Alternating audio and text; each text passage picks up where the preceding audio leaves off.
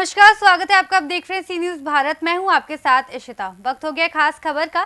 खास खबर में बात करेंगे अहमदाबाद की, जहां आयुर्वेद ट्रांसक्यू प्लाजा रानिप में फिनकैप 24 नामक फर्म में शिकायतकर्ता और गवाहों को आकर्षक योजनाएं देकर धोखाधड़ी की है। आरोपी ने शिकायतकर्ता और निवेशकों को शेयर बाजार में अपना पैसा निवेश करने का लालच देकर और अच्छे रिटर्न का वादा करके शिकायतकर्ता से कुल 11,62,238 रुपए का निवेश करवाया और शिकायतकर्ता और अन्य निवेशकों को पैसा या रिटर्न नहीं लौटाए, जो विश्वासघात और धोखाधड़ी की है, जिसकी शिकायत वाडज पुलिस को मिली थी। शिकायत के आधार पर वाडज पुलिस स्टेशन के पुलिस इंस्पेक्टर CG जोशी और निगरानी के दस्ते PSEHC सांगड़ और निगरानी दस्ते के कर्मचारियों ने इस अपराध में शामिल आरोपी डेनिस नरेश भाई मकवाणा को तुरंत गिरफ्तार कर लिया और आगे की जांच शुरू कर दी है।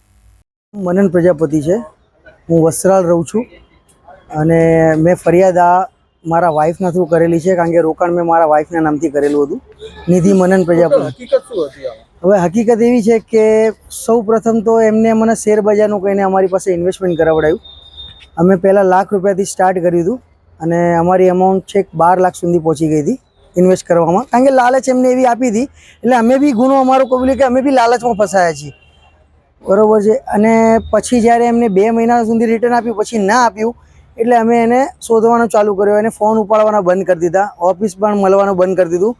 લકીલી 10 ડિસેમ્બરના રોજ અમને સવારમાં મને ઓફિસ ઉપર એ ભાઈ મળી ગયા, એટલે મેં એમને ઓફિસ ઉપર જ દબોચી લીધા।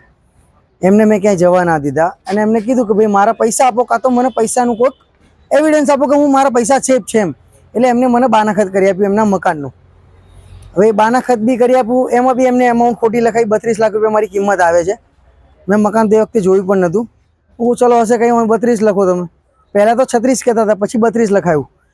પછી જ્યારે તપાસ કરી, ટાઈમ પૂરો થવા 1 મહિનો ગયો, 2 મહિના થયા, જાન્યુઆરીમાં મેં તપાસ કરી, મકાનની કિંમત તો 28 લાખ રૂપિયા। એટલે હું ફરીથી એમને શોધવા નીકળ્યો તો ખબર પડી કે ત્યાં મકાનમાં નથી રહેતા, એની જગ્યાએ વાડ જ રહે છે, એમના જૂના જે આધાર કાર્ડમાં એડ્રેસ છે એમાં। એટલે આધાર કાર્ડના એડ્રેસ પ્રમાણે હું પહોંચ્યો એમના ત્યાં, તો એમના વાઈફે અમારી જોડે અભદ્ર વ્યવહાર કર્યો, ગાળો આપી, ઇવન વાસણો પણ છૂટા ફેંકીને માર્યા છે અને મારી નાખવા સુધીની ધમકી પણ આપી છે એમને, બરાબર છે। અને પહેલો પરિચય એમને ડેનિશભાઈ એમને આપ્યો તો કે હું કબીર રાજવંશ છું, અને પછી એમનું નામ અમને ખબર પડી જ્યારે બાનાખત કરાવ્યું ત્યારે કે ભાઈ એમનું મૂળ નામ તો ડેનિશ મકવાણા છે। અને ઘરે ગયા ત્યારે સંપર્ક કેવી રીતે થયો? ડેનિશભાઈ સાથે સંપર્ક થયો મારા સામેની સાઈડમાં, મારું જે અત્યારે હું વસ્ત્રાલ રહું છું ત્યાં મારા સામે એક છોકરી રહેતી રિયા કરીને, એ ત્યાં જોબ કરતી હતી।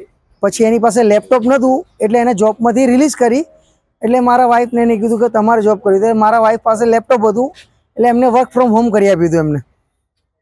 એ ડિઝાઇનિંગનું કામ કરે છે મારા વાઈફ, એમને શેર માર્કેટનું ખાલી જે એનાલિસિસ હોય, એટલે એનાલિસિસ મતલબ કે ભાવ લખીને મોકલવાના, જે શેર માર્કેટનો અપ ડાઉન એ લખીને મોકલવાનું, એનું એ લોકોએ એમનું તૈયાર જ રાખેલું હતું પોર્ટફોલિયો, એમાં ખાલી લખીને મોકલવાનું જ આપણે, એ રીતેનું કામ હતું એમનું। એ કરીને આપતા હતા, એનો 8,000 રૂપિયા પગારે આપતા હતા, ખાલી 3 કલાક જ કામ કરવાનું હતું।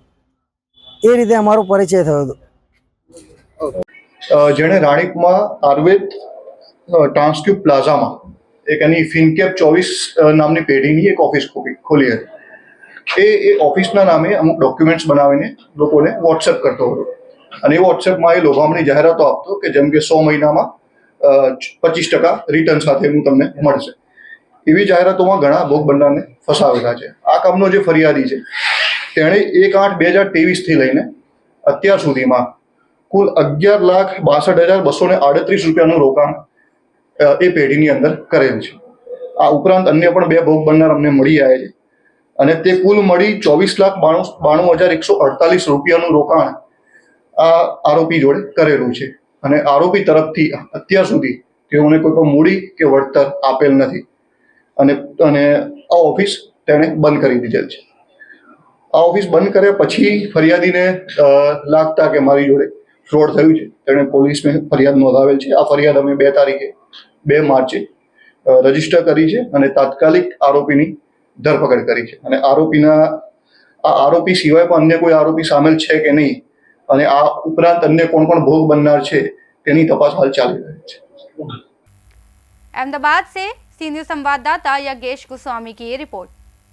फिलहाल इस खास खबर में बस इतना ही। देश और दुनिया की तमाम बड़ी जानकारियों के लिए देखते रहिए सी न्यूज़ भारत।